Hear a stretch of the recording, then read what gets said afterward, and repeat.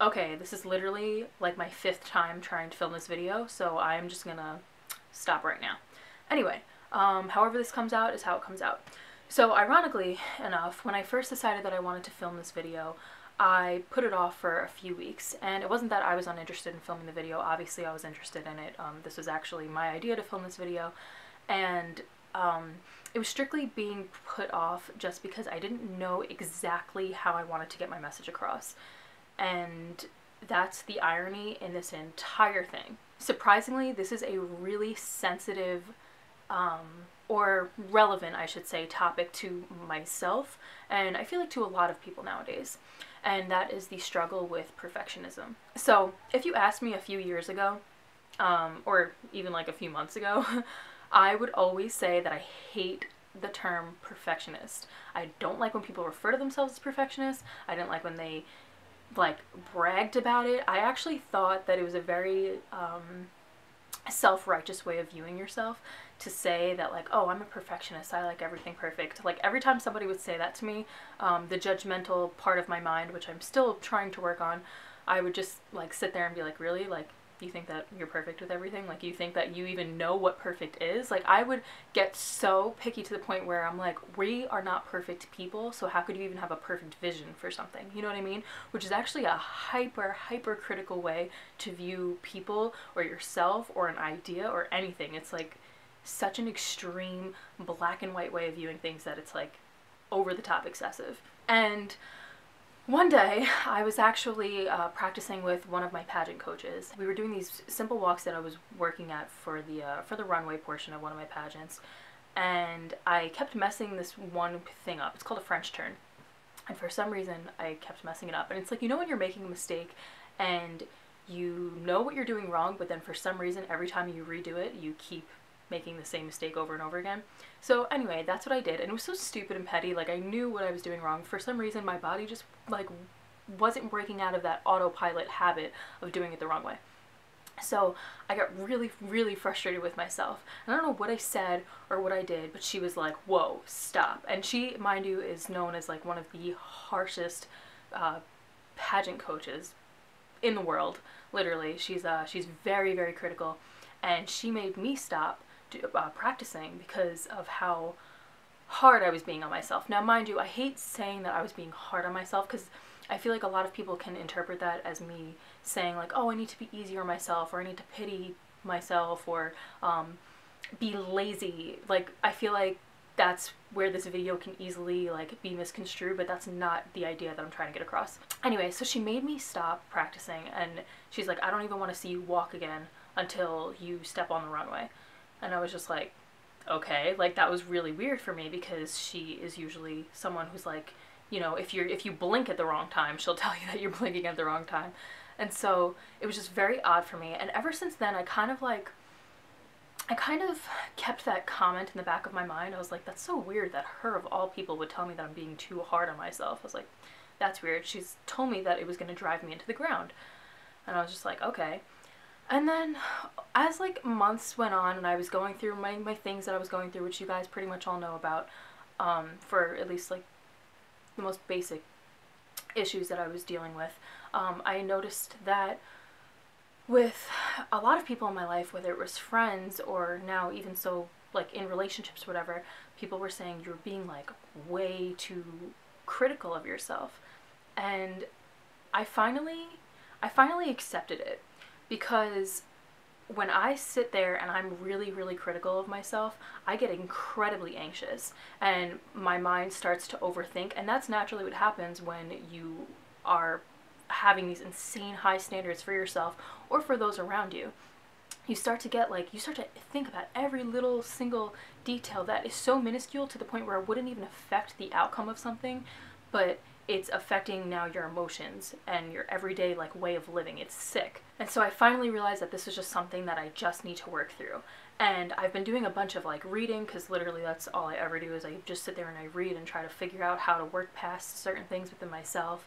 And praying, of course, has helped me tremendously, because actually that is the main thing about perfectionism, is you are kind of being a control freak, and so you need to let go. And sometimes in order to allow yourself to let go of something, you need to put it in either someone else's hands or a higher power's hands, and for me that is God. So I've been dealing with it a lot more lately than usual, because lately I have stepped out of my comfort zone a little bit, and I've allowed new people into my life, and that is a really difficult thing for me to do. Now, anytime that I make any minor mistake with someone, whether that's like getting emotional over something small, or like, I don't know, I don't want anybody to see me mess up with anything, which is ridiculous. I would just like, my anxiety would literally just like eat at me to the point where literally I would lose my appetite. All I would want to do is sleep, or I would technically just lay in bed all day and not sleep, because I can't actually sleep because my mind is too busy running, but I'm just like wasting my life away just sitting there laying in bed. And I realized that all of this fear and anxiety and everything else strictly comes from a fear of not being loved and accepted. And I've come to accept that about myself. I have no problem admitting that I want to be accepted by people. That's definitely, I don't know, it's just in my nature, I guess. I want people to love me, especially those who I love. I want them to love me. And a lot of the times those people that I love, I know that they don't have the same flaws that I do, and my flaws can be a little bit intense, for lack of a better term. So it's really difficult for me to be a little bit easier on myself when I'm dealing with other people, because I don't want my burdens to lay on other people's shoulders. I'm not going to get emotional, I swear. So anyway, what I've learned to do is try to accept the way that I am as a person by valuing the good things about myself over devaluing the bad things about myself. And the first thing that I learned to do, which has actually helped me a lot, is accepting that I am a good person because I treat other people well. Like, for me, I have the biggest guilty conscience, and I feel like anybody who is a perfectionist, they have a huge guilty conscience too. And that's why you sit there and you ruminate in your thoughts, and you sit there and you overthink every little thing, because you're just sitting there and like picking yourself apart like crazy. And so a guilty conscience is naturally going to be like the first thing that you deal with all the time. And so if you are a good person, then you know that you are worthy to be in other people's lives. You are worthy to have the job that you want to have. You're worthy to, you know, be embraced for who you are. You are a good person. And so my biggest thing now is just making sure I'm constantly treating people well. And it still is a little bit of an issue with perfection, because sometimes like I can get a little bit emotional about things, just dealing with anxiety that I deal with and depression and all that kind of stuff. It can be a little bit difficult. But as long as I know that I'm putting my heart in the best place for the people that I'm around, I then take like a big weight off of my shoulders, because I'm able to know that I'm doing the best job that I can for other people, and I'm positively affecting other people's lives. So any minor mess ups here and there, I at least know that my heart is in a good place, and so that just like kind of frees my mind quite a bit. So I think the first thing everybody needs to like accept about themselves is, if you treat people well, you are more than worthy.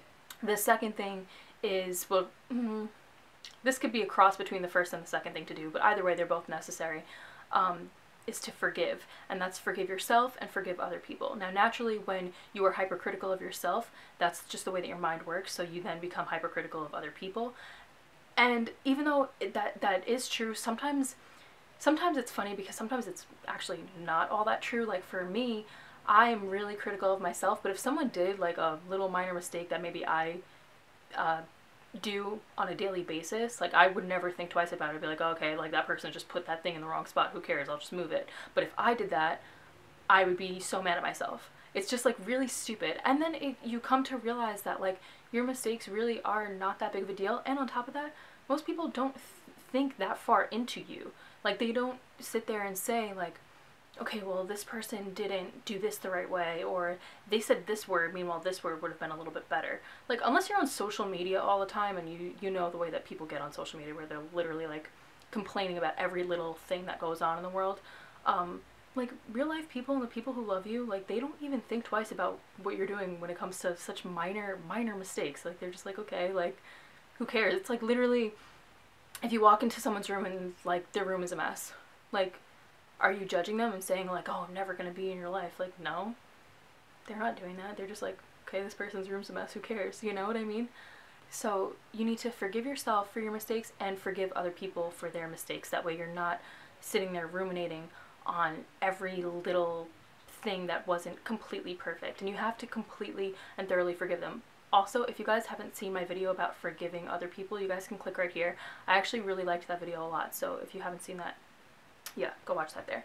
The next thing that I wanted to mention is that perfectionists have an extreme fear of the unknown, because the unknown is clearly beyond our control. We don't know what's going to happen with certain things, and so a lot of the times it causes us to procrastinate. For example, me with this video, wanting to film it for weeks, and this is such a minor issue in comparison to like real world issues, but like I procrastinate so much because I feel like things aren't going to come out perfect and I don't know what's going to happen. I would even push people away because of fears of like relationships not working out. It's just really, really bad.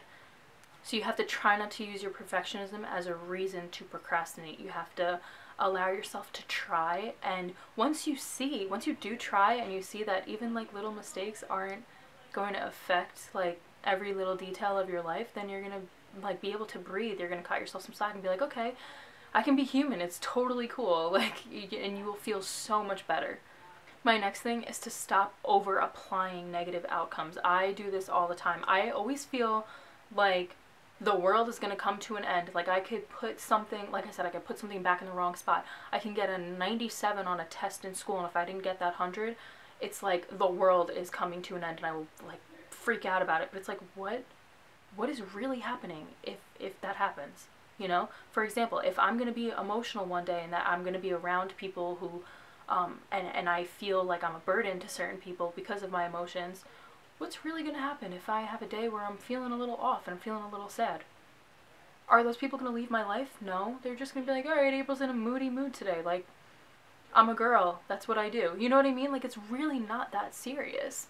So I think we over dramatize like negative outcomes because they're never that big of a deal. Like unless you're literally doing something that's absolutely insane, which most of the time it's not if you're a perfectionist, because if you're a perfectionist you're so huge on details that you're probably not doing much wrong.